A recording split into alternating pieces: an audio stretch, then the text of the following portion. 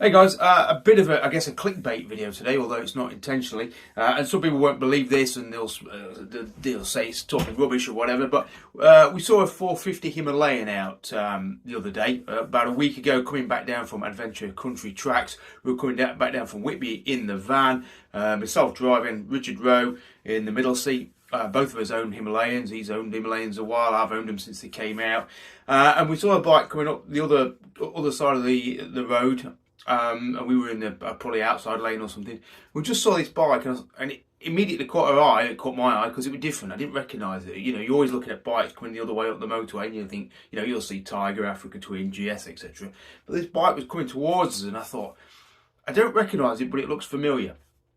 And I'd seen the what do you call it? The sort of press pictures and spy shots that had got out, the one that was shown at the petrol station and the one that had been crashed in Delhi, and I've got a few other reasonings to believe that that's what it looks like. And anyway, this bike came up and it looked V-Strom 650-esque, GS-esque, quite sort of generic design, but it came up, and then as it came along the sort of side profile, you could see the sidebars that were the same in design as what's seen at that spy shot photos.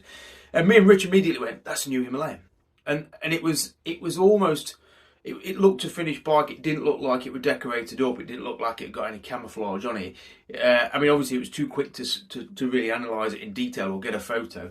But that bike coming the other way was 100%, 110% the new Himalayan 450. I mean, there's obviously been loads of speculation over the years, and the Indian forums and magazines have speculated far and wide as to what the new Himalayan will be, a 650 twinned Himalayan, and etc. But I think I've been very confident for the last few years that it would be a 450 liquid-cooled engine, and for all intents and purposes, that's what it looks like. It is, and that's what it's going to be. When it's going to be out, I'm going to speculate. I think, looking at the fact that it's on the M1 coming up through Britain being tested, I think it's going to be ready to be unveiled for EICMA. That's my guess. You know, in the autumn European shows, that's when it might be unveiled. Unless there's a bigger gestation period between having a road-ready UK bike and having it actually unveiling it officially, I don't think it's going to be another year. I would speculate this winter, and I would say for release next summer. 450 liquid cooled, you know, that's the argument versus putting the 650 twin in it. You know, for me, who loves the Himalayan and loves its the fact it is a single and therefore makes it more capable and usable on dirt, and it's got that long stroke thumping motor which makes it get a lot of traction. You know, the appeal of a 650 twin version, well, it never did appeal to me. I can see why a lot of people would prefer that, because a lot of people want to just stay on tarmac and have more power and more torque and more refinement. And so I think if they had done a 650 Himalayan or adventure styled 650, I think it would have sold really well. Whether it's for emissions, they've gone down the liquid cooling route, I suspect so, because it allows them to get more power and to reduce emissions, and with ever tightening emissions regulations, I would imagine that's a big factor in pursuing liquid cooling.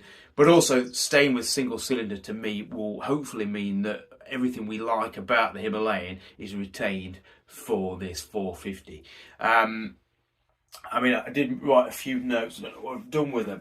I mean, power is the big one, isn't it? So brake horsepower, I've seen a claim 40 brake horsepower, and you know, if it is 40 brake horsepower, that's fantastic. If it's 35 brake horsepower, that's still pretty fantastic, because 10 brake horsepower on the stock bike would make a massive difference. So if it gets to 40, that'd be great. I mean, that takes it pretty close to 390 KTM Adventure, only 3 brake horsepower down there.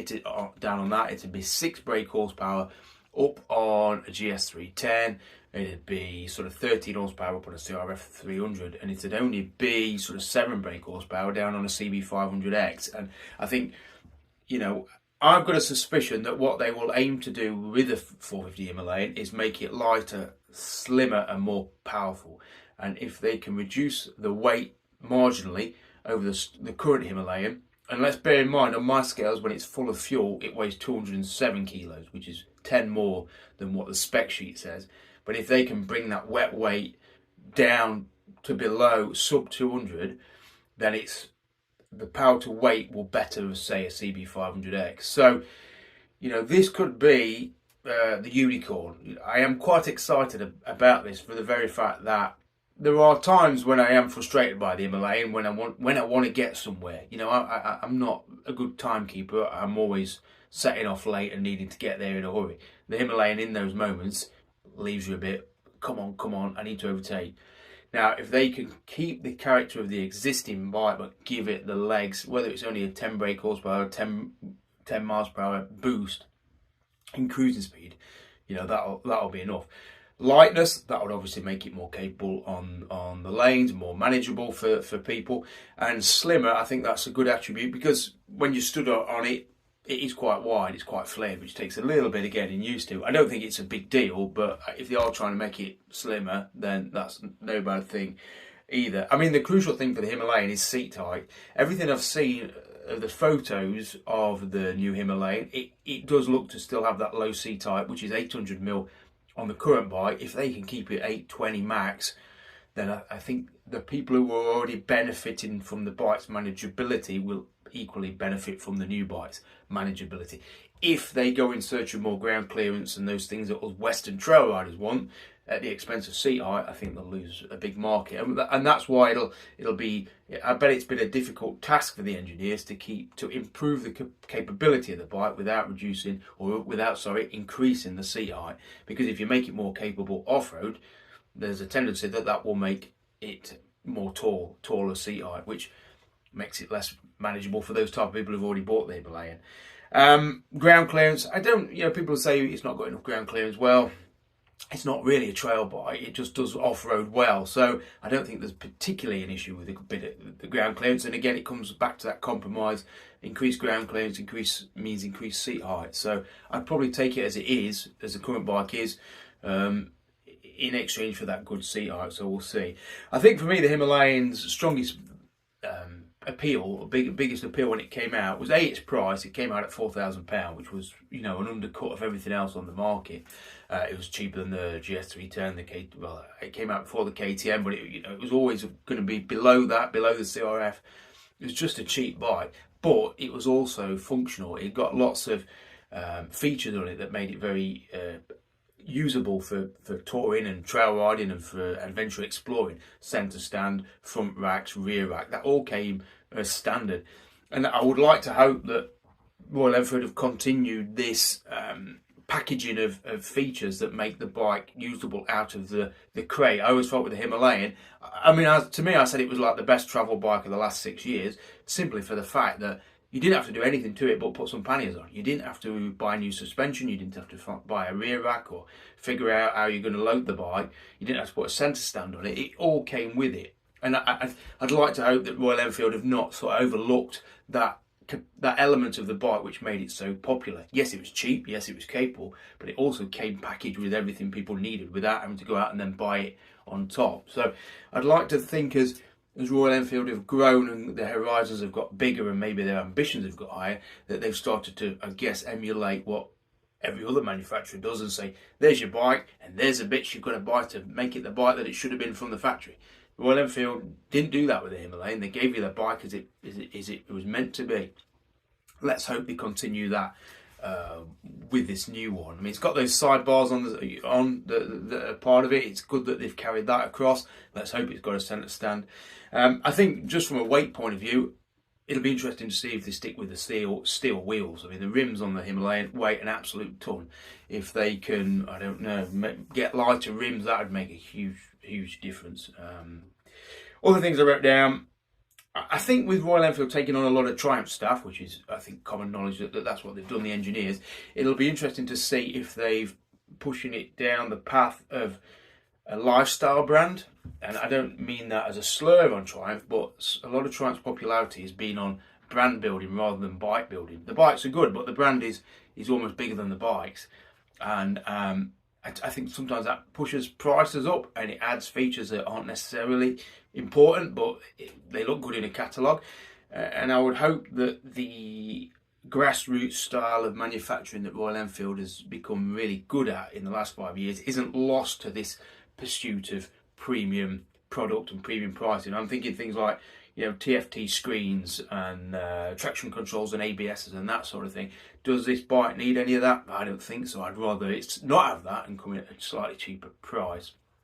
Coming on to price, I'm going to speculate it's going to be £6,000, isn't it? I mean, the current one's 5.1 or something like that. With 40 horsepower and new technology and a new engine, let's forget it's an all new engine. It's going to be over 6, and I think we can't be too upset if it is over 6, because KTM 690 with spoke wheels is now 6.7, CRF 300 Rally is 6.6, GS 310 is 6 something. Every bike in this category now is over 6. Is it getting a bit salty? A little bit. So where they pitch this price wise, as long as if it came in at the same price as KTM 390, but had the 21-inch front wheel and had the upside down forks and had the 40 brake horsepower and had the centre stand, I think that would blow the KTM out of the water, because it would match it more closely on the road, but it would provide such a more complete adventure touring package than that KTM, which is basically a butchered 390 Duke chassis that's been made adventurised. But if Royal Enfield can come in with this bespoke adventure platform with this new engine and sell it even at the same price as the KTM 390, then to me that would still offer reasonable value, not as good as the bike's original value when it came in at 4,000, which was just mind-bogglingly cheap, which is why I bought one when they first came out, because I thought it can't be good and cheap. It can't be this cheap and any good. I was almost a curiosity which sold it to me. I think another factor is service intervals. The 3,000 mile service intervals on the current Himalayan are a pain in the backside, and they put people off buying it, even though it's a valve check and an oil change, which really, if anybody's owned a Himalayan, knows that after the first valve check you never really have to do it again. So it doesn't look very good in a catalogue, or it doesn't look very good in a spec sheet, a 3,000 mile service interval. So this new one has to be 6,000 minimum. That would be put it on par with the GS and the KTM. The CRF is 8,000. I can't imagine them stretching it to that, but 6,000, it has to be 6,000, or else it doesn't look very good. It reflects, whether accurate or not, it reflects a certain lack of faith in the product. If a bike is to be checked by an approved dealer every 3,000 miles, and it suggests that the bike's needs a more oversight than it should. So they're all the things I think, and so I'm very excited, genuinely excited, because this market, this small capacity adventure market, is boom. It's boom time for it, because my customers, I get a lot through the door who are still buying the big bikes, but they're getting older, and the cost of the bikes are getting daft, ridiculous, £20,000, £28,000 for multi-strada enduro. And people are buying these bikes because they think they need these bikes, and then realising they can't use these bikes because they've either cost too much, they PCP'd them, to limit them to 3,000 miles, or they're just too heavy and too fast. So I think we're going to see a tumbling down of the capacity and the demands of the audience for something smaller in this category, in these categories, these smaller CC categories. KTM have ditched the 490 twin project. Yamaha's nowhere to be seen with a mini Tenere. Honda are still doing, they're doing the 500X and the 300, but none of those two bikes are Honda's best products. I think Honda are capable of more than what they're giving us, so that's frustrating. Suzuki, where are they with anything? Kawasaki, where are they with anything? They could have had a Versys 400 using that new 400 engine. They're nowhere to be seen. BMW, I can't see them replacing the 310 GS, because I kind of feel like they're almost embarrassed about that bike. They've brought it into the UK and then just hidden it in showrooms and not marketed it at all. So I'd be very surprised if they come out with a 400 GS. So if Royal Enfield come out with this guns blazing 40 brake horsepower, maybe a long stroke motor with centre stand, good value, good trail capabilities, good road capabilities at a reasonable price, where is the competition? I don't see where the competition is, but I see where the customers are. And if they get it right, people will be banging on the doors. Equally, if they do come forward with a 650 twin engine sort of traveller bike, a shotgun or whatever I think I'd heard rumour of, that would equally mop up, I think. Because at the minute, nobody can get close to what Royal Enfield are offering on a price point and a product point.